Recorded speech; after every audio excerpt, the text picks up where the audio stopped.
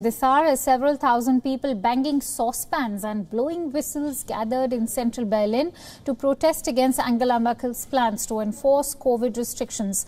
Most Germans accept the latest lockdown lie to tackle a second wave of the coronavirus. One protester wore a face mask with the words Merkel muzzle. Others held banners with slogans such as "For Enlightenment, Peace and Freedom."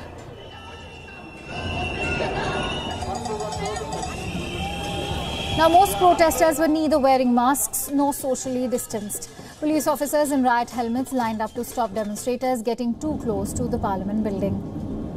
Germany, Europe's largest economy, was widely praised for keeping infection and death rates below those of many of its neighbours in the first phase of the crisis. But now it's in the midst of a second wave. Like much of the rest of Europe, the daily number of new coronavirus infections in Germany remain high.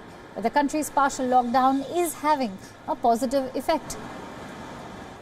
Lothar Wieler, head of Germany's disease control agency RKI, has said that the COVID-19 infection numbers remain high, but they are not increasing anymore.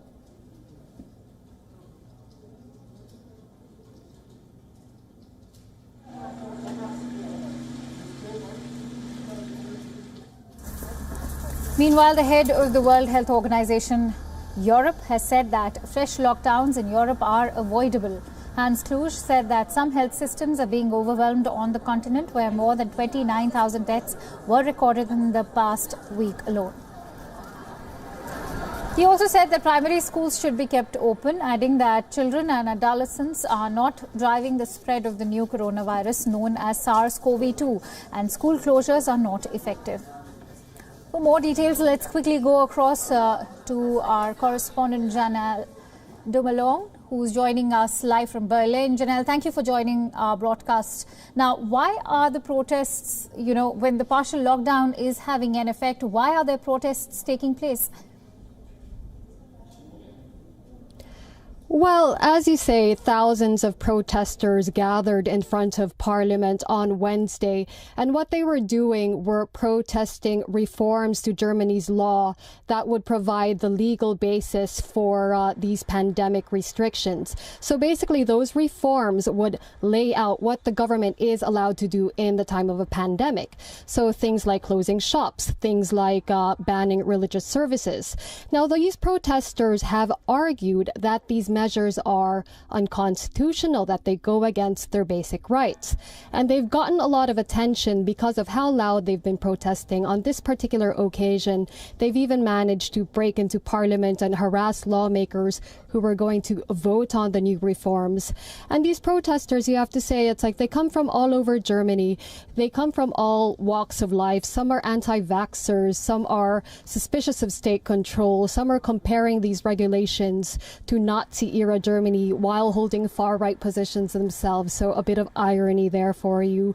But it is good for Germany's government to know that these people are, while loud, in the minority. 2 out of 3 Germans polled do say that they support these measures. A certain percentage, a good percentage, even say that they don't think the measures go far enough, and they do not agree with the views that many of these protesters hold, that the coronavirus is a hoax. They see it as a real thing, and that is also, of course, what the numbers have told us. Right, fair enough. Janelle, why are anti-lockdown protesters comparing the infection protection law proposed by Angela Merkel's government to the law that paved the way for Adolf Hitler's dictatorship back in 1933? Is it even fair to do so? Indeed, it is not at all a comparison that we should be taking seriously. Nothing is comparable to those regulations in Nazi-era Germany. The thing that you have to understand with these protesters is that because many of them view the coronavirus itself as a hoax, any sort of intervention on their basic freedoms in terms of who they meet, where they go, what businesses they can visit, and what they can do with their time. So basically, any intervention of the state is draconian to them because they don't believe that the reason for those interventions exist. But again, I would not give any stock to this position that it is at all like Nazi-era Germany at this time. Right. I think these people might have forgotten what that was like. Janelle, last but not least, are there more protests to come and what happens now? I'm sorry, can you repeat that, please? Are there more protests to come and what happens now? Well, the protesters have been coming quite regularly. And the thing is that you cannot ban people from assembling. You can only tell them that they have to follow the masking rules when they assemble. And that means that the protests can only be broken up once those rules have been broken, like they had been broken on Wednesday.